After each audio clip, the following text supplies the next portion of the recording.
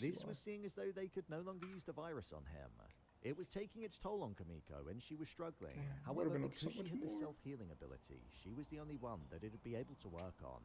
The moment that Frenchie said to Kimiko that after all of this is over, he wanted to get a place in Marseille and start a family with her, even showing her the exact dog that he wanted them to adopt, I knew that he'd be toast. There wasn't a chance that he was getting out after laying down the foundations for their future together. The love that Frenchie had for Kimiko, the very thing that was at the core of this episode, was what allowed the weapon to be built correctly, because he managed to convince Sage to snap out of her spiral over not being able to predict love. And dude, I would have been up another 200 today if I had just kept it all in QCY. Instead, I only kept one rack in there, so I'm only up like 120, which is cool, I guess. But his arrival was like a horror film. Hopefully my other two diversifications don't ruin that. In the distance, the shots they should hold up decent till tomorrow. I don't have no idea. What day is it? 13th? I don't know. At least I made enough to not work today, I guess. Hence why he switched on the uranium. I love this moment because even though Frenchie was weakening, he saw that Homelander was also becoming weaker in there too. It didn't level the playing field, but it brought Homelander down just that little bit. When Frenchie said, "Look at you, I bet you never danced a day in your life," it really brought to light that Homelander had never had any fun in his life. He was always so serious and strung up on trying to be loved rather than just letting love happen. The smile that Homelander gave was dark because we knew at that moment that it wasn't going to end well for Frenchie. Love is a power in itself, and that's what we saw during the ending when Kimiko left the crawl space and ran over to Frenchie whilst he was laying there on the floor in his final moments. Kimiko said to Frenchie, "Thank you for saving us. Thank you for saving me." And Frenchie responded and said, "No, you saved me." This again brought the focus in on love being this beautiful thing. Frenchie's life was full of chaos, disruption, and he couldn't see a life with stability, but Kimiko showed him a kindness that nobody ever had and changed his life forever. She saved him in more ways than one, and it was such a powerful moment. The score was beautiful under this scene, but when it fell silent and Kimiko was cradling him and crying into him, saying, "Please don't leave me," we saw the other side of love, the side of heartbreak, pain, and the broken state that you can be left in when the person that you love leaves. I'm not gonna lie, I didn't think I'd ever be upset at Frenchie dying, but the way that it was directed and the way that it played out was just so upsetting. With Butcher and Huey also running back into the room, they saw that they were too late and there was nothing that could be done. This adds another personal element and desire to kill Homelander. He's taken another person that Butcher cared about. If love is the core theme, then it definitely seems like Kimiko's going to be used as the weapon on Homelander in the final episode. Butcher and Huey. I'm actually really glad that we got an episode that had Butcher and Huey together, because in the previous seasons, it always felt like Huey was Butcher's younger brother in this situation, and I liked that. But it sort of fell to the wayside, with Butcher becoming more selfish. However, this brought it right back. With the both of them being captured by Synapse and him having a hold over Butcher so that he couldn't utilize his powers, he transformed into Kessler right in front of him, and Huey was told how he was essentially the Kessler in this situation.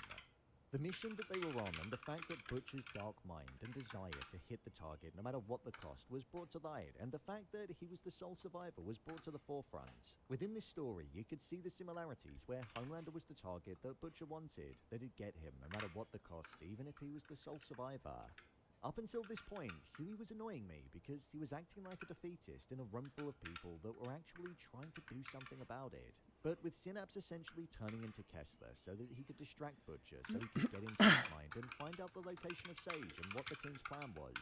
When Synapse returned to kill them, Huey brought up the death of Synapse's brother and the responsibility that he held, which distracted his mind and enabled Butcher to gain control of his powers and break free, ultimately killing Synapse where he stood. For me, this part of the story was all about humanizing Butcher before the finale. We spent a large part of the show almost seeing Butcher as this anti-hero, one that had lost all of his humanity, but this episode was all about showing us that he still cared and that he'd almost returned to how he used to be. He cared about Huey, he cared about defeating Homelander, and he wasn't now just going to be willing to allow the people that he cared about to be killed, all for the target, like what happened with Kessler. So I liked that we got that intimate time with Butcher and Huey. The Deep. Now, I thought the Deep was just going to do a runner, but he actually confessed to Homelander what he did to Black Noir, which did surprise me. With Homelander disbanding the Seven and no longer wanting the Deep to have anything to do with him, even though the Deep had been loyal to him and had cost him pretty much everything and everybody. When the Deep left, we saw him truly feeling lost in the world. He had no sense of belonging on land because everything he'd ever done had been for Homelander, and this is why he turned to the sea. However, when he turned to the sea, Xander the Shark basically told the Deep that if he ever went into the water again, the sea life would make sure that the Deep paid for the 1.4 billion fish that were killed by the oil pipeline that he endorsed on the 15th of March. Even though it wasn't him that caused the leak, the fact that he endorsed it and went against the species that he was supposed to care about most was something that they couldn't forgive. So the Deep wasn't safe in the sea either. This showed how he truly had no sense of belonging anymore and how he was a lost soul without a purpose. There was a man that was struggling in the sea and the Deep refused to go into the water to save him. This was captured on video by somebody that was on the beach, and I feel like this is gonna come back to haunt the Deep. The Deep has spent his life being devoted to Vought, the Seven, and Homelander, and now that Homelander has disbanded the Seven, he's been tossed to the wayside and left on his own. I originally thought that the Deep would be killed by the sea life, and personally, I do think that will still be the case. It's just about how he's going to end up back in the water. Unlike A-Train, the Deep is a truly irredeemable character that never once went to the right side of the moral fence, and now he's paying the ultimate price for it. Starlight and Mother's Milk. With Homelander running a survey on some of his loyal followers for a promo that was going to be pushed out about him being announced as God, the Psychic Soups were there to see what they truly felt and if they were lying on the survey. As O-Father told Homelander, only 6 out of 30 were true believers, which made Homelander want the non-believers to be killed, even if they were following him. This marked a turning point because it showed that Homelander didn't just want support, he wanted true support and was willing to slaughter people that were on his side but weren't going to accept him as a god. Marie and Jordan appeared in this episode as they shared intel about O-Father spending time at Vought Studios, but Starlight essentially told them that their work was done and that there was simply nothing that they could do about it. Starlight didn't see the point in Marie having the powers that she had, considering that she couldn't control them properly. This was what essentially sparked the conversation between Starlight and Mother's Milk about not only the origin of Mother's Milk's name, which was because he cared for a wounded pigeon and got it back to full health, but it also shone a light on the importance of trying to save people that don't think they need to be saved, and that doing something good in a world that's full of darkness, even though it might be an uphill battle and be perceived as something that's soft and a waste of time, it's not. It's tough and hard and actually needed. Mother's Milk actually convinced Starlight to change her mind, and with Dognot and Sheline wiping out some of the people in the screening room, they burst in and saved the people by killing them. What I liked about Starlight's arc in this episode was that we saw that she not only saved the people that didn't initially feel like they needed saving, but she also convinced them that she was good and exposed them to the truth about Homelander. Starlight got a thank you from a Homelander supporter, which showed that people can change and can be saved even if they feel like they don't need it. We also saw Mother's Milk addressing the change that he underwent this season. With all of the talk of him potentially turning into a dark soul like Butcher, he reminded himself that he actually wasn't a dark soul. It was just for a brief moment whilst in the internment camp where he lost his heart and just became a ruthless individual. But now he cares and wants to make the world a better place again. My review of the episode. I thought this was hands down the best episode of the season. Penultimate episodes in shows always find a way of delivering, and this one followed suit with that. There was just constant tension from the moment that it started, and I just didn't want it to finish. For me, the most frightening part of this episode was Homelander's smile that he made towards Frenchie just before killing him. There was something about it which just felt so patronizing, where even though Homelander was getting weaker because of the uranium, he was going to prove to Frenchie that he was still stronger than him. It was really haunting. When it came to the cameos from Marie and Jordan, I thought they were pretty pointless, to be honest. I don't feel like they were needed, and when Mother's Milk called Marie as strong as Homelander, it just felt like a bit of an awkward conversation, because we've seen Homelander and we've seen her, and it's just not. I get she can't control her powers perfectly, but after seeing Homelander all season and then seeing Marie, it's just levels. Like I've said all season, I hope they don't have that strong of an involvement, and I don't think they will now, which I'm quite glad about. Frenchie's death is probably... Like I've said all season, I hope they don't have that strong of an involvement, and I don't think they will now, which I'm quite glad involvement all season, and then seeing Marie, it's just levels. Like I've said all season, I hope they don't have that strong of an involvement, and I don't think they will now, which I'm quite glad about. Frenchie's death is probably up there with one of the saddest moments in the entire show. I just thought the scene was directed so well. It drew us all in. We had the build-up with Frenchie wanting to build a life, him talking about love, a future, and then we saw it all come crumbling down within minutes. The pain in Kimiko was what helped make the scene what it was as well. I do find it odd that they've been so on and off this season, though. I feel like that did take just something away from it. Within this episode, I feel like we got some peak Butcher moments as well. Moments that just reminded me of how he used to be during the earlier seasons of the show. He had his comedic lines, his blasé attitude, but we also saw him absolutely owning people, which I loved. It's nice to get this Butcher back right towards the ending. Huey did annoy me slightly with his defeatist mindset in this episode. He was the only person that was walking around and saying, "We've lost," and I just found it a bit weak. So that was something that I was rolling my eyes at. The opening scene with O'Father doing the musical number about Homelander was honestly perfect. It made sense to get O'Father singing because of the actor's connection to Hamilton. But not only that, the song was super catchy. The deep storyline is something that I have actually really enjoyed this season. Seeing him navigating a space that has no direction, and now seeing him being abandoned feels quite fitting for the character. I just have no idea how his story's going to end, and that's what makes it feel even more intriguing. With the way that this episode concluded, there's a hell of a lot to do in the final episode, but I don't doubt that it's going to be a good one. Everything is now at stake. Homelander knows that there's a weapon coming for him, and there's nothing he can do about it. Honestly, I'm preparing for a total bloodbath, and I can't wait to see how the show's going to end. The emotions are there, the story is still there, and next week, I'll be there too. So, there you have it, The Boys Season 5, Episode 7, Ending Explained.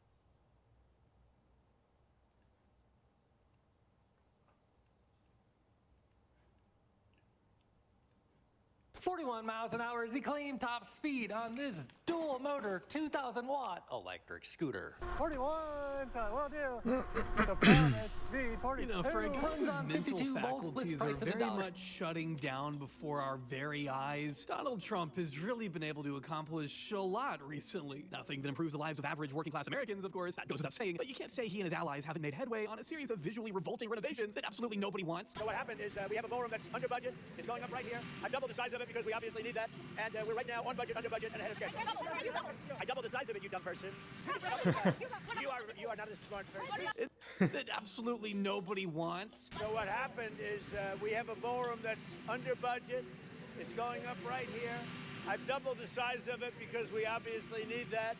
And we're right now on budget, under budget, and ahead of schedule. I doubled the size of it, you dumb person. Double the size. You are not a smart person. And now those renovations are no longer confined to our nation's capital. This latest affront to God, a 22-foot-tall gold leaf effigy of the pedophile war criminal erected on his landfill of a golf course in Miami, came... That's a mouthful. Shy of $1,200, about $50 off that. A link below this video in the description box. They claim they can do 47 miles of range. It's got a couple cool features like an NFC unlock and ABS. Kind of excited to see how that performs. It's called NFC. the Awesome Leopard DT1 Pro, and today we're gonna see how awesome it is. Comes with a manual. Yeah, it's got this black and yellow theme going on. Let's take a look at how the latch works here. It goes like, not sure yet. Pull this little thing in and it releases up. Watch your fingers. Hook it under. Latches to there. To release it, you press this little lever like that. Yeah. So there is the little hook. Looks like it basically pops in there. That is how we secure ourselves. Let's do it. Always interesting to see how different scooters do these things. And it's got these pretty awesome swing arms. A little bit of suspension down there. I'll get you a better look at that in a few. Zoom, hydraulic brakes on both the front and the rear. It's got this kind of bumblebee vibe going on. Carbon fiber look. Don't think it's real carbon fiber. And here's what the shock on the rear looks like. We'll feel it out here soon. And some DT1 branding on the side. Reflectors on the side for a little extra safety. And an awesome rubber deck. Here's a place to plant your foot when you're putting the power down. Careful with those things, but in the middle it's real solid. There's a little latch down here. It's collapsible. So you can clip this in there and pick the whole scooter up. Good for transporting the thing. It's got dual charge ports up front. The one I received came with a single charger, a 52-volt system, charged to max 58.8 volts, charges at a rate of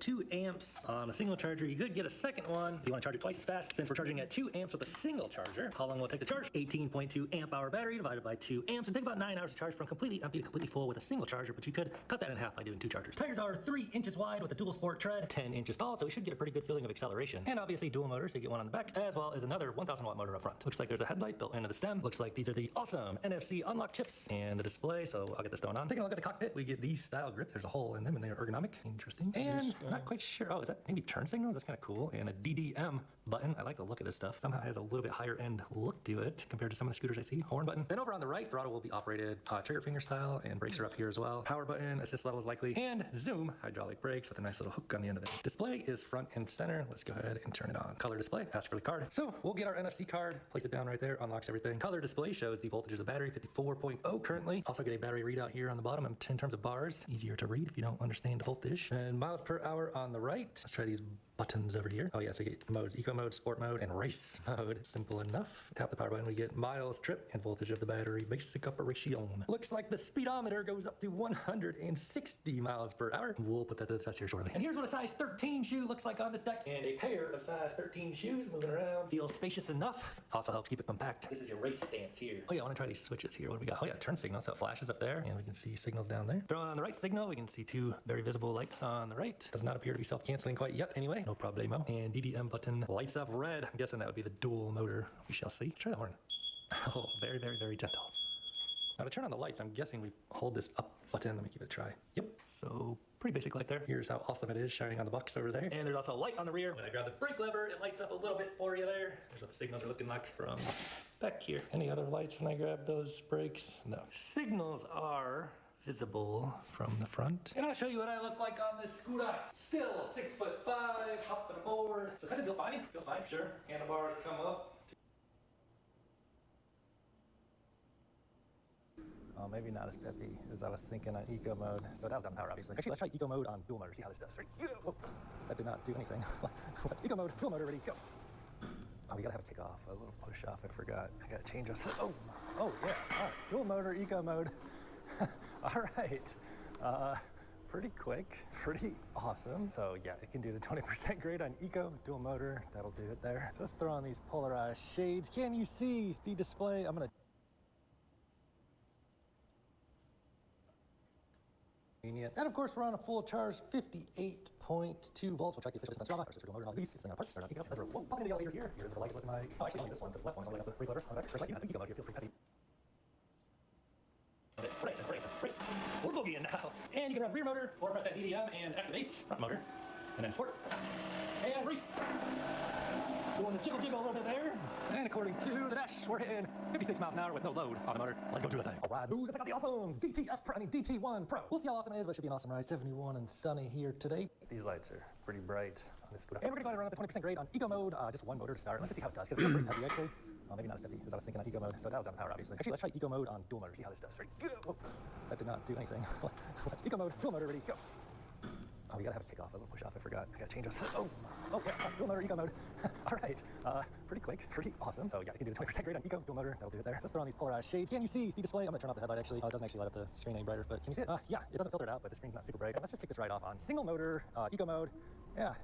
It's chill, dude. First thing I'm kind of noticing riding this scooter is at slower speeds, you definitely kind of feel that dual sport knobby-ish kind of tread. It's got a little bit of a rumble to it. Not like real bad, but not as smooth as like street tire. And the other thing I'm noticing is just kind of like how light and nimble this scooter is compared to some of the stuff that I review on this channel that's like 30, 40 pounds heavier. This one doesn't feel bad considering the power. So let's switch it on over to dual motor, eco mode, dual motor, and juice. Oh yeah, so definitely feels like 2 kilowatts. I'll tell you that. Very, very, very, very peppy, zippy feeling scooter, even on eco motor, eco mode. And the wheels are 10-inch wheels, so that attributes a little bit more zippiness feel. Now it might be a little bit more harsh over, imperfections in the road. Basically, the smaller the wheel, the more acceleration feel you get, but the less kind of smooth going over bumps it is. And that throttle, even on eco mode, is you get about a 1/4 inch of play there for the full power. Suspension definitely feels tight, and I'm on this thing at 200 pounds, so we'll switch back over to single motor. I like the look of that turn signal. Just feels a little high end. We'll bump it on up to sport mode, single motor, and give it a go. Oh, still got that little kickoff. Just gotta have it rolling just about a mile or 2 an hour. You can get in the settings and change that. Maybe we'll do that later. Single motor sport mode will bring us up to around 23. Well, it says 25 on the dashboard there, 26 on the dashboard, but 23 on my GPS phone. This is probably gonna be how you're gonna get your best range, just kind of single motor in it, just chilling 20 miles an hour. But we are not gonna be chilling today, man. The Corvette's looking nice. Now going on a turn, I'm not gonna put it on dual motor because I already felt that power. You don't want that front wheel spinning out on you on a turn, but sport mode, dual motor, feels about the same power as before. Let's slow it down to about 9 on sport mode and juice. So it feels about the same power as the eco mode. This one will just take us faster. It gives you that power for a longer speed, which on sport mode, we are going 31 on my GPS, 32 on my GPS. It's still picking up a little bit there. It did say 37 on that dashboard though, I saw. Brakes feel excellent. Yeah, tires stick going around the turn. Do gotta be careful though. A little bit of fall chill in the air. 70 and sunny, but dew point humidity is dropping. Leads to a cooler feel out here. And it did say EABS. I did not feel that activate quite yet. And let's switch it on back to single motor. I like the easy switch there for motors. And then we'll put it on race mode, single motor. Yeah, not very fast in race mode on single motor. We'll switch it to dual motor here in a moment. Don't gotta worry about the front wheel spinning on the turn in race mode when we got it on rear. EABS is not kicking on from what I can feel. But if you want that higher top speed, throw it on race mode, single motor. It'll be a little gentler on overall power consumption, and it's you can kind of smash the throttle. It's not gonna like jerk you around like it does on the dual motor. Like there's just a huge difference in power feel going from dual motor to single motor. Like one makes it more rideable. And while under full throttle here, we're gonna switch it to dual motor. Ready? Okay. So it wasn't as jarring as I thought it might be. 2 kilowatts, let's get out here. Suspension feels pretty firm. You know, it's better to have some suspension, give you a little bit of cushion on those bumps, but I can still feel what's going on down there. I don't know if it's bottoming out.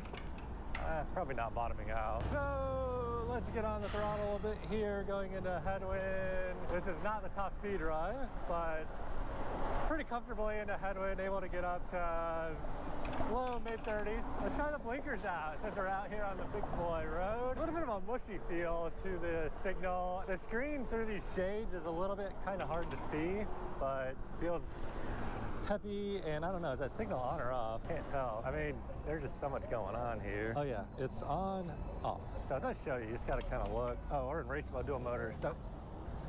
Wait, is it dual motor? Easy on the throttle, bro. Yeah, you can feel the bumps a bit, but it's all right. Oh yeah, that's dual motor. So I gotta say, riding this on single motor is a lot more, oh yeah, a little speed bump there. So it just feels like a lot more rideable on single motor because you can just kind of mash on the throttle. It's not too overwhelming on the power delivery. All right, race mode, dual motor. We're gonna give it a little rip from 0 to about 20. You gotta have a raise it, stupid. Confession to the tank where you get fucking into the stank. And There's no Tom. we better try our 0 to 20. Ready, go. Oh shoot, we gotta get a little push off. Ready, go. Oh, it's in park. It'll put itself in park automatically. This is sad. She's scared over there. Okay, now we have it in gear. Race mode, dual motor. Wait, now we have somebody crossing our path up here. Security is making their rounds. Tell this guy you got the bike back. Let's just do our 0 to 20 here. Okay, we're back in park. Ready, go. Oh yeah. And 20. Well, 20 according to there. That guy's getting ran away by the security. What is happening over here? For entertainment reasons, let's go ahead and get a second 0 to 20. Hey, these guys have some bath salts or something, bro? Security's trying to get through here. All right, we're in race mode. We're racing them out. Go. So pretty quick accelerating, lightweight feeling, scooter. Pretty awesome. I'm noticing the grips are slightly interesting with that little hole in there. Just a little different than usual. I kind of find my finger going like kind of slipping from the underside there. Scooter gang, what's happening? And on race mode, dual motor, we'll give it a 0 to top speed run, go. Oh, it's a 0, but 23 says 34 on the dash. We're zooming, dude. It feels very fast on this thing. It says 41 on the dash, 36 on my GPS. GPS will lag a bit there. 38, 39. Yeah, dude. Way on zooming. We got some juice in this thing. Push up. Tires feel smooth on this dash. 40, 41. So I love you. The promise speed 42 with a little tail in here. And feel stable. There's some potholes up here, and we're on 10-inch wheels, so better keep my eyes open. There it goes. Looks like it's patched up. Yep. Wouldn't want to go any faster than about 42 on this thing, or really any electric scooter for that matter. Suspension feels a little bit tight. Let's go whip around the beach. Let's see what's happening out there, man. Just gonna cruise around, have ourselves a nice little afternoon. And if you do want to grab one of these, don't forget I have that link in the description box. If you do buy it through that link, it would help support my reviews. No pressure. We're just telling you about the scooter, man, and we're just having a good day. I just want you to have an informed buying decision. This feels dangerous to go flying between the FedEx man and whatever might be going on over there. Always gotta be mindful of the car doors on a scooter or an e-bike. So handlebar height on this one is such that I can fully extend my arms and kind of like lean on the handlebars a bit. You know, flex my gigantic triceps to all the oncomers. And handlebars definitely kind of come in towards you, like the whole stem leans in, and then the actual like handlebars actually lean in a little bit as well. Deck is short. I find that I kind of stand towards like the back of it and then place my foot on that little footrest on the back to kind of maintain control of the power, especially on dual motor. And it does have cruise control. There's some settings in there you can get in, flip that on if you want to cruise. Just another day in Venice, California. Let's go check out the turn radius on this thing, which I did notice. Yeah, turn radius is very much so, more so than can actually be utilized. Actually, let's go ahead and try and turn that all the way. Yeah, you turn this thing on a penny, man. Not true for all e-scoots. And they do market this thing as an off-road electric scooter. Is there really such a thing as an off-road electric scooter? It's just like the small wheels I don't know, I guess it does all right off-road. I just feel like small wheels, you kind of need more like a bike wheel to be like truly doing off-road. Oh, whoa, whoa. We're on max settings right now. Yeah, I guess it does better. Oh, suspension's a little bit tight. Oh, here's some scooters, man. I just feel like, you know, the bigger the wheel, the better for off-roading, kind of. And, well, 10-inch wheels versus, I don't know what those are, but looks cool. I guess I'm just always worried about the wheel getting swallowed by a pothole or the stem snapping off or something riding off-road, which would be better, you know, if something went wrong riding off-road than on pavement, right? Hey, we got somebody out here shopping. Ooh. That's a little bit rough. Should I hit a jump or something here? I'm gonna end up hurting myself, dude. We're going single motor, and we're gonna do a Superman off this thing. Not. All right, dudes, we're gonna get into the hidden menu and change some of these settings here. There is EABS force level. We can do 1 to 5. Cruise control. So I turn the 0 start off in P09. P11 is EABS. It's on 1, so that's like a soft one. We'll put it on 5 for the strongest EABS, see how that feels. Soft start is on 5, which is the hardest.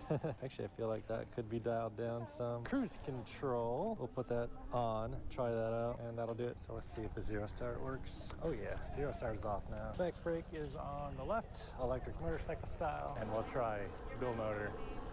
Oh yeah. Got a little wheel spin going on now. LAFD coming through. And now we activated cruise control. All you do is hold that throttle for about 7 seconds, then you let off, and we're on cruise. Oh yeah, that EABS is definitely kicking in, man. Oh wow, yeah. So it does have regen brake. Just tap that throttle a little bit. We have it on the most sensitive setting. Let's see here, from about 20, I'm just gonna tap on the regen brake. It's not even using the actual mechanical brakes, so yeah. I mean, you get a little bit recharge on that battery, save your brake pad just a little bit. Pretty awesome. Of the what is it called? The DTF? No, the DT1. DT1 Pro. It says it can't handle any terrain, so let's put that claim to the test here. Not too shabby. Gonna try this hill over here, the really, really steep one. Oh no, let's try this one first. Whoa. I don't know, man. I feel like the handlebars, like, it made me like almost like have a bail. I'm just asking for trouble over here, man. Whoa, whoa, whoa, whoa, whoa. I really think dialing down the power sensitivity would be a wise move. I'm a little nervous to go down this hill, man. I don't want to wipe out and crash into this guy. Just have a nice little nap right here. Bumps, bumps, bumps. Yeah, we got the dual sport tread, keeping us planted. Let's check the ground clearance. I mean, I can go over this bump just fine. Some of these non-off-road scooters, they have a little bit less ground clearance. This one's cool. Oh, we have a new shop here. Ice cream shop on the beach. Oh, it's not there last time I was here. Oh, they got like rentals and stuff too. Interesting. This dude over here's got some competition now suddenly. Let's go off the typical two-story rise map here and ride up the pier. I don't know if we can actually get it. Oh, the one day I choose to go up here looks like they have it actually closed off. Oh, okay. Well, can I ride it like over there on the wood part? Okay, cool. I think he takes his job very seriously. Yeah, go ahead. It's fine right on the boardwalk. Off-road. Technically, this is not road, right? Let's hop the curb and see what happens on the suspension. Oh, yeah, it's actually fine. Well, as you can see, it's pretty crowded up here. I don't know how far we should get into here. So typically what we do is the California incline to kind of test the speed, which starts out at basically a few steps lower than this, but both of them go to like the same 85-foot elevation. Let's throw this thing on dual motor and let's whip it up this thing just a little bit. Then we'll go down the California incline, but it's probably about 14, 18 miles an hour. We'll do a little bit of lower speed navigation through here to the top. Yeah, plenty of fat, man. I don't know what it would get up to. Maybe we should do the California incline. They're like having a party over here about accident law attorneys. Going back to single motor for gentler power. Check out this big old cannon right here, man. Somebody taking a nap over here. Target shopper. All the tourists. Looks like we got some police coming by. See if we'll be doing all right passing by the Santa Monica police. It's not a big concern riding a scooter through here. Man, it's actually pretty windy. I don't know if you guys can tell. If you look out there at the ocean, you can see a lot of white caps, there's a lot of wind. Oh yeah, you just look at that flag up there and see it flapping in the wind up there. America, California. I'm gonna get the scooter all dirty over here, riding in this sand. I guess it is meant all terrain though. I don't ever ride over here too much anymore, but we're just kind of going along the beach bike path here. We're just 85 feet above all of that down there, and there's like a lot of squirrels that just chill over here. Like, they're the friendliest squirrels. They're probably gonna come up to me. They're so used to people feeding them. Oh yeah, look, that dude's feeding the birds and squirrels up there on the fence. Well, it'll be interesting to see what kind of range we got of this thing today. It looks like it's showing about 51 volts right now, which is a little bit less than half battery, and we're about 10 miles into this ride. Looks like there's a cop here on the road. Hopefully we don't have an issue riding this thing on through here. Nope, not at all. That's one cool thing about these stand-up scooters, man. They just like blend right in with like Lime scooters and Bird scooters. I feel like nobody even gives these things a second look unless you're going 40, 50, 60 miles an hour. So I guess what we're gonna do here is go down the California incline and test the brakes on the way down, and then maybe we'll run back up, see what kind of speed we can hit. Going up this thing. So just remember, back brake is on the left, and now we have regen brake dialed up to 5. So like all you gotta do is just tap on this brake, and it gives you electronic brake on the left.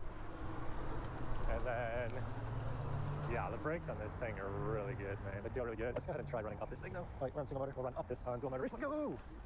Voltage a second, 247, I see there. 15, 20, 23, 25. So 2,000 watts of power. Feels like about 2,000 watts of power. 28. Doesn't tell us how many watts we're putting down, but 29. And oh, we had cruise control kick on there, just cruising. Yeah, that regen brake. I like the regen brake. On this one, the regen brake and deactivation of the cruise control is only working on this side. I don't know if this one's not like plugged in or it's wired different. I don't mind it, but just something I noticed. Like cruise control, I can hold this brake down and it'll just keep giving me juice. I never went up that little spiral ramp there. I kind of want to, but it's like, it's stairs over here, so we got bigger tires. Maybe one of these days. I guess I could get up here and ride this thing, right? A bunch of random shoes down there. Like, who just loses their hokas and throws them right there? All right, dude, back to the beach fast. Let's do a quick little 20-ish to 0-ish, and stop by the camera. Yeah, they'll be happy with the braking on this thing. No question about that. After about an hour ride time, we did about 10.5 miles sitting at 50.7 volts, which says 3 out of 5 bars. So we're gonna head on home, see what the final range is. I'll share my final thoughts along the way. List price on this one is $1,200, but there is a discount link down below this video in the description box. If you do buy through that link down there, it would help support my reviews on Juice Joyrides, and I greatly appreciate your support. I think it's about $50 off or so there. In general, pretty zippy, fun little electric scooter. Price is, you know, pretty reasonable, I think. Does have that regen brake, goes 41 miles an hour, dual motor, 2 kilowatts on the power. Pretty solid all around, man. Suspension is not the most plush I've ever felt. A little bit firm on the suspension, but it just kind of depends on what you're looking for. This is kind of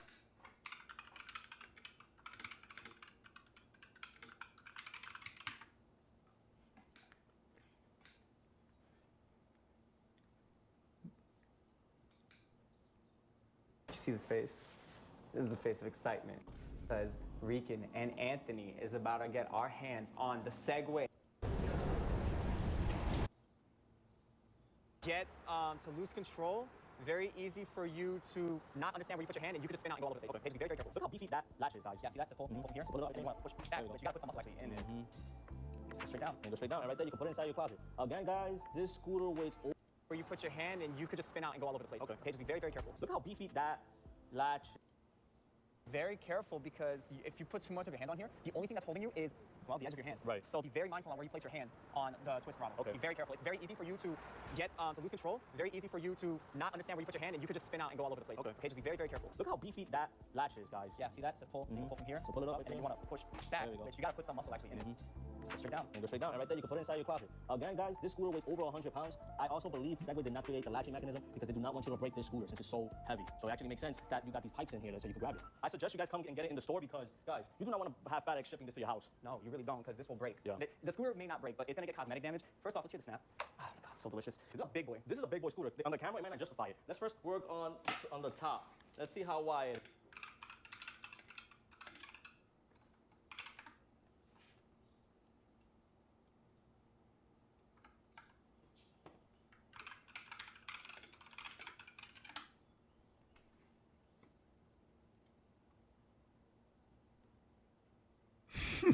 No way.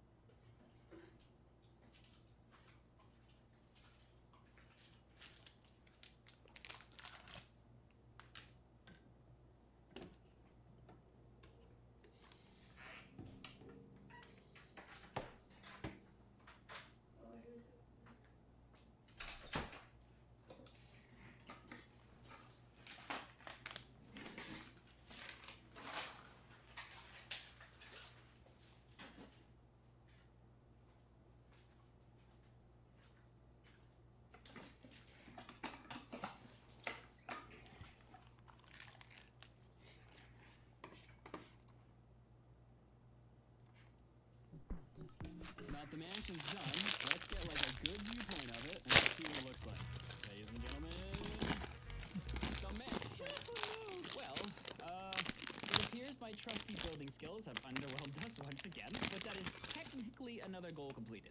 Now, which ones do we want to do next? I think we should do the melon farm, pumpkin farm, wheat farm, and sugarcane farm next, since those should be pretty quick and easy, and it doesn't hurt to just have more food.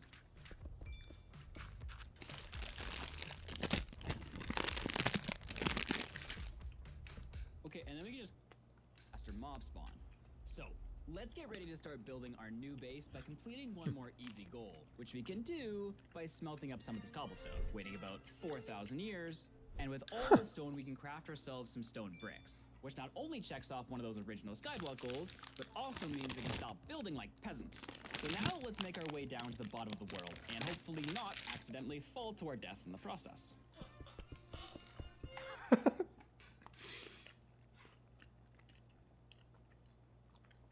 Yo.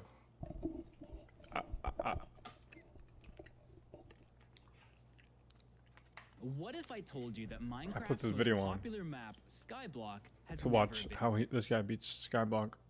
Dude, he starts teaching you quantum mechanics 2 hours into the Skyblock video. been beaten you'd probably think I'm lying. After all, what are all these videos about? But hear me out. If you Google Skyblock Minecraft map, you have plenty of options to choose from. However, all these options are fake. You see, the original Skyblock map was so popular that it's been remade hundreds of times over the years, with each variation being slightly different. But what I'm interested in is the true original Skyblock. A version that has always been believed to be truly impossible to complete the game in. And that's for a very good reason, because the original Skyblock map was not only made before the Ender Dragon and End Dimension existed, but before Notch even finished making Minecraft version 1.0. You see, the original Skyblock was actually just a map and a set of rules created by the player Noob Crew way back in 2011. And the point of it was simple. Try to complete the list of 33 challenges without violating any of the rules. And this is why so many people have made new versions of Skyblock, because as new features get added to the game, these old rules completely prevent you from accessing the new content. And as the person who spent years beating Minecraft for the most impossible scenarios, believe me when I say, this one is different. In fact, Skyblock is the version of Minecraft I grew up playing, and the idea of somehow finding a way to legitimately beat the game was something I've spent my entire childhood dreaming about. And it's what inspired me to create videos like beating Minecraft from the void, super flat mode, and even from a single block. But even after finding a way to literally spawn entire chunks from thin air in other videos, nothing like that would work for Skyblock.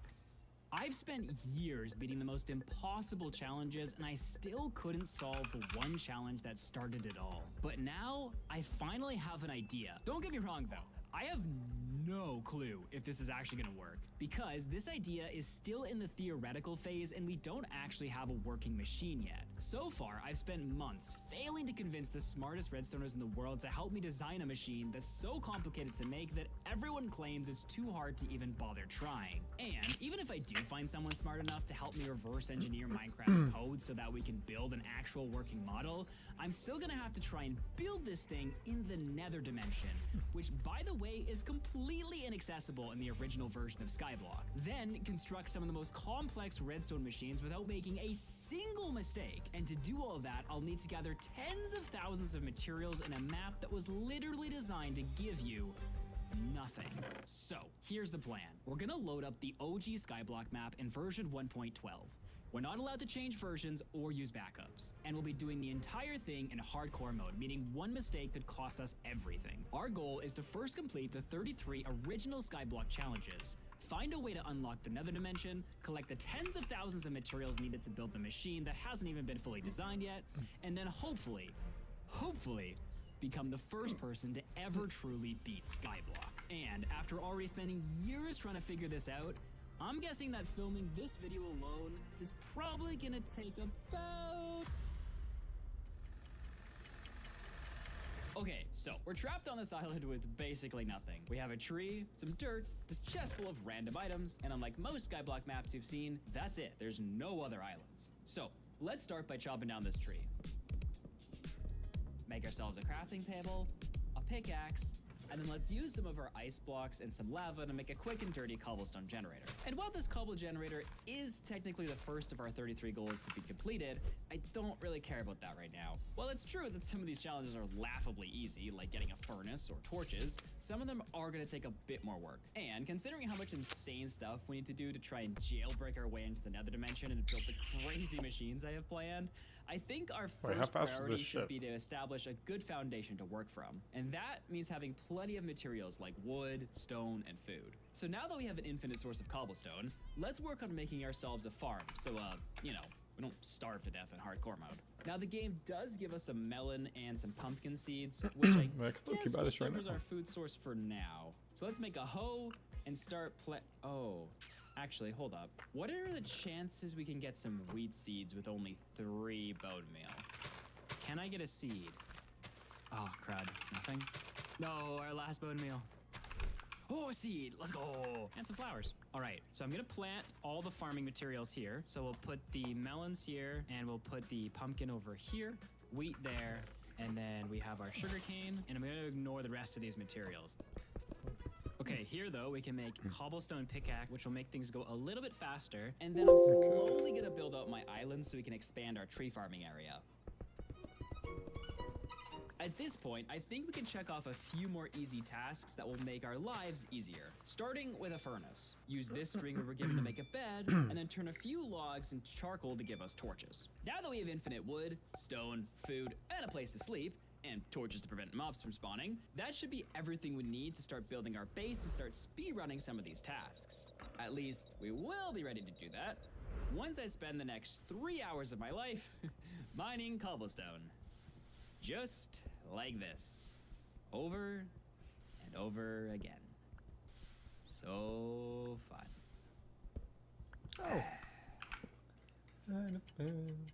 Okay, tons of things have grown, so let's take all this down and then start working towards our next big goal. Okay, so now that we have a base set of resources, we can focus on the rest of the challenge. However, there's one caveat to that. I don't want to build my base in an area that I'm going to move later, so I want to make sure I find the permanent spot that we're going to build in. And even though there's literally nothing around, there's still one thing we care about when finding a base location, and that is mob spawns. Since we have so few ways to gather resources, killing mobs is going to be the only method we have to acquire items like redstone, iron, gold, and other things we need to build the giant machines we're planning on making, which means maximizing mob spawning is going to make our lives a whole lot easier. And the one thing that can help us do that is to build our base as low as possible, since the lower you go in the world, the faster mob spawn. So, let's get ready to start building our new base by completing one more easy goal, which we can do by smelting up some of this cobblestone, waiting about 4,000 years. And with all this stone, we can craft ourselves some stone bricks, which not only checks off one of those original Skyblock goals, but also means we can stop building like peasants. So now let's make our way down to the bottom of the world, and hopefully not accidentally fall to our death in the process.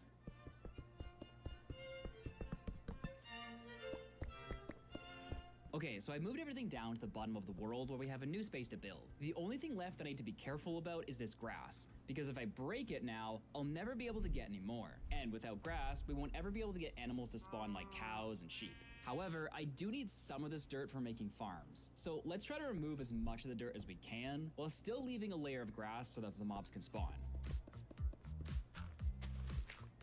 Alright, we have enough blocks to at least get the food farming started, because I'm a little concerned I'm going to start losing hunger bars soon.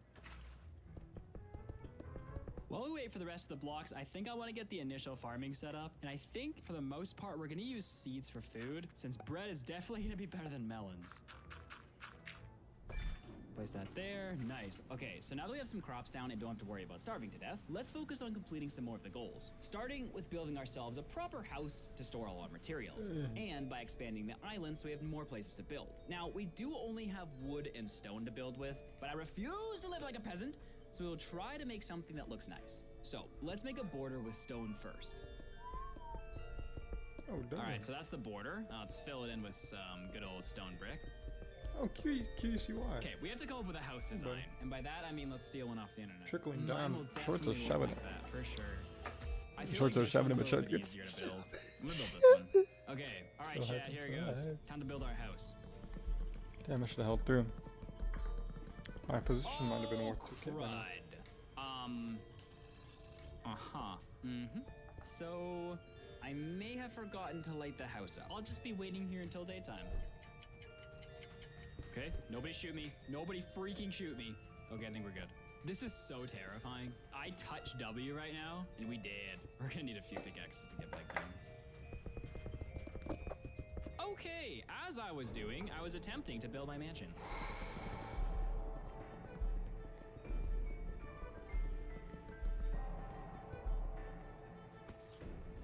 Oh, I heard that. Nope. Alright, building the mansion is taking a little bit longer than I planned, so I want to get started on some of the other challenges while we wait. One of them that I want to get going right away here is mushrooms. So, we have George and we have Fred here, and what I need to do is create a place for them to propagate, which means we need absolute darkness. So, let's find an area where we can put them in absolute pitch black sadness. Okay, nice, and okay. So we'll check back on George and Fred in a little bit. Hopefully they've created offspring, or whatever mushrooms do. But for now, let's get back to focusing on the house. Alright, so I made the front of the house a little bit wider than the sides. No, Shorts, fuck you. Shorts ain't doing nothing. Shorts are not doing shit with that. After that bomb, look at this. Shorts are not gonna do nothing. They're scared. Shorts are shaking after that bump up. Okay, let's check on the progress of like George and them and see if we have any mushrooms on. bro. Okay, so I realized I made a mistake. I may have accidentally turned the mushroom house into a mob farm, which does make it a little hard to check if they're actually growing or not. But I realized I could have just put them in a one tall area and it would have been fine. And then I could have checked on them. So, oopsie. Hopefully they still grow in there with the mobs. So now that the mansion's done, let's get like a good viewpoint of it and let's see what it looks like. Ladies and gentlemen, the man. Oh no. Well, it appears my trusty building skills have underwhelmed us once again, but that is technically another goal completed. Now, which ones do we want to do next? I think we should do the melon farm, pumpkin farm, wheat farm, and sugarcane farm next, since those should be pretty quick and easy, and it doesn't hurt to just have more food.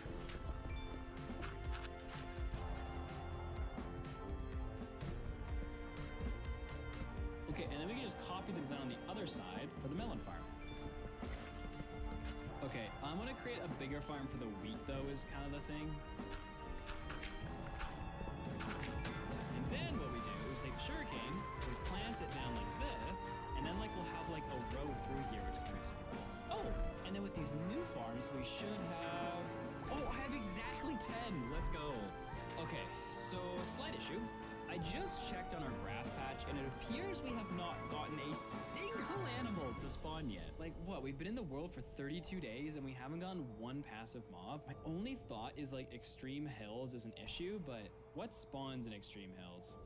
Okay, extreme hills no longer exists. That's great. Right now? Oh, we could try putting more blocks up there. Right now? All right, Reed Farm. You served us well for the 10 seconds you existed. Okay, we have a problem. Bro, there should be 7 minutes till the market opens. I'm super hyped. Challenge, but currently none have spawned. I'm so hyped, I'm only bro. like 64 to 100 blocks brother. away, and mobs can spawn anywhere from 24 to 128. So I don't know why they aren't spawning. My only Angel, should I buy $2.7 scooter that has Find My for Apple? Angel, if I get the scooter that has Find My, can I put the Find My on your iCloud? Because I don't have Apple. I have an iPhone. I have an Apple TV. Maybe I can use that if I ever like got it stolen. But if not that, then bro, you should let me use your phone, because then I could just be like, bro, Angel, someone stole my scooter, help me out. And then you would be like, don't worry, Dom, I got you, and you would send me the GPS.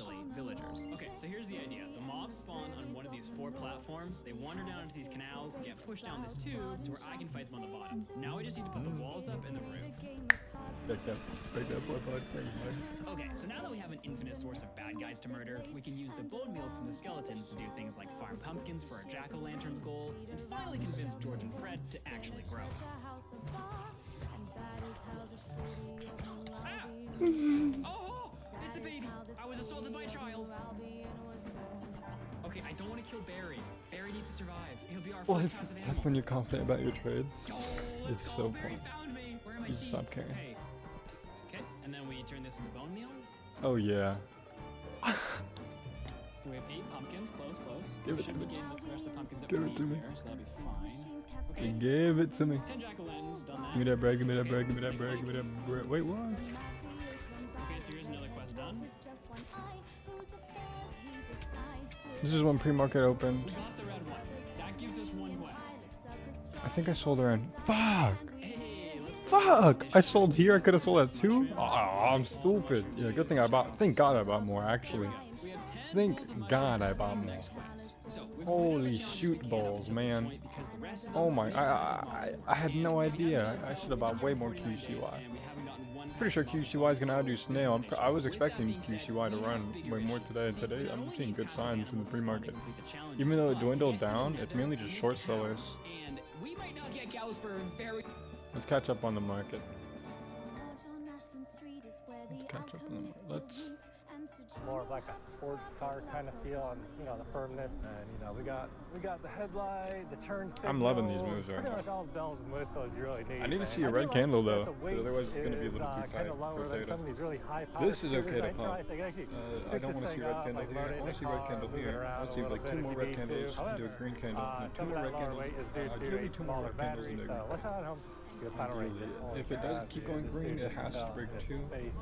This one, this is just shit. No face shit. plant. I don't He's trust like, Snail "Oh, I'm today. good, bro." I don't trust Snail today. Mark my Small words. section here. Let's see where the NYC haven't seen run for the last couple of days. Or no, I guess not. 17.63 miles an hour Yeah, in 31 minutes ride time. Average speed 3 days ago it ran up 11.56, and it is from 10 to showing 15. 49 volts LPW remaining on the back. Gee, let's see. Yeah, honestly, it's just Voove. Yeah, it's Battery these with pre-market 2 movers that are 5 kind of hours. So steady range catalysts. just I don't know depends on about how these you ride other. it, you know, man. Pros and cons to battery life. I The watched weight of this these one other is a little bit ones, lower they've than been some of okay, the faster, longer range TDIC scooters is I ride. overvalued. So it's a Like, little it's more gonna have to get a maneuverable sell to off. If it pick keeps up, going, that's cool. and But just like, kinda no less one in weight their to deal mind. with. Smaller battery, less Mobix range, looks good more on paper, but if you were to, I mean, it could definitely run to 20 right now. Like TDIC, it could do another bull run. Crazy bull run. Mobix signs non-binding letter, intent to acquire special project delivery, rare earth and critical minerals. What about which ones? Okay, but which earth? Which minerals? Like, is it going to be lithium? Is it going to be gold, silver? Which ones? 2.22 last fake pump. That's a bear in disguise. Snacks some. Anyone without a profile picture at the bull profile picture is likely a bear. That's a rebuy. Yeah, they're going to pump. They're setting up a really good catalyst right there. Seeing red before market open is not a bad thing at all, ever. In fact, I would prefer red before market open than some dwindling green. Woof, fuck. They have 2 minutes to pump before before a halt. They have 2 minutes to pump before a halt. Let's see what they do. This might be the craziest 1 minute move I've ever seen in my fucking life. That's insane. I said they might push through that too again. No shot. They have 1 minute left. ALP being weird. Thank God I put a big stake back into QCY. This might be my saving grace today. I was really expecting it to run more and I wanted to full deep hold it. But I decided to split out of it. I'm just making up boards at this point. I split the profit so I can use house money to hold this. And then I was gonna diversify the remainder into back into blue chips, but I'll have to watch blue chips this morning. Let me watch the blue chip pops. I'm gonna check out all the corporation stocks. It's been a minute. Okay, Wolf Speed was still up on Wednesday, but they had went down from their initial opening high of like 30 some shit. Yeah, I remember that. They were like 60 or 70. Plug Power, Nokia, eToro, Fermi, Astera, Nextpower, Lumen, Marvel, Coherent, Akami, Neo, Baldia, ZipRecruiter, Fig, Solar Edge, Rocket, Paymodix, Rumble, Micron, Smartphone, Acadia, Star, Bilibili. Okay, so there's some weird Lumentum, Wi-Fi, MongoDB, Nike, Oscar. Wolf Speed was a big one that I wanted to get into. I've been telling my homeboy to buy it for a while. Nebius is very good. Nebius is a nice stock if you like to swing trade. A lot of 0%ers? Are these IPOs? Oh, they just moved today. They're moving today. The market just opened. Okay.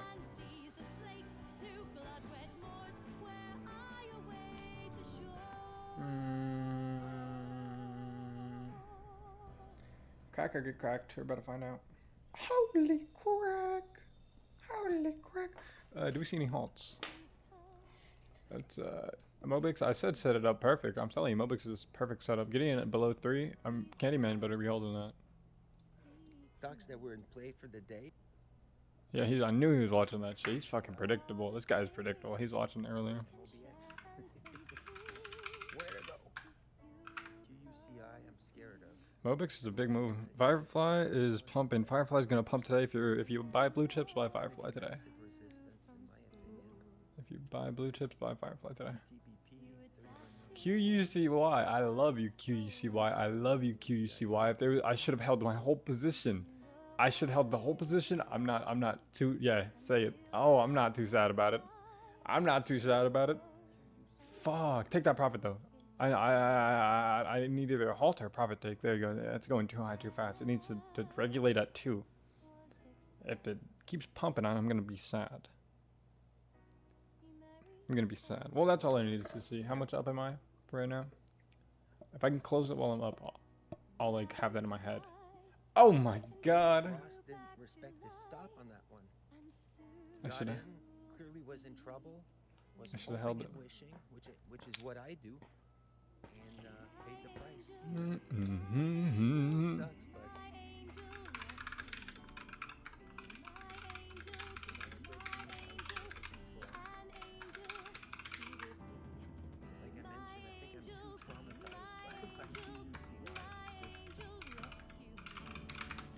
QCY. I believe in you. Presents itself. I'll take it. Boom, boom, boom, boom. Shorts are hating. Wait, let me watch this spread. Extreme prejudice. What is that? My angel, be. Please come back so we can have a life at last. Please come back high, grab at heaven's throat. Please come back high, beg and cry enough. Come to me, I'm summoning the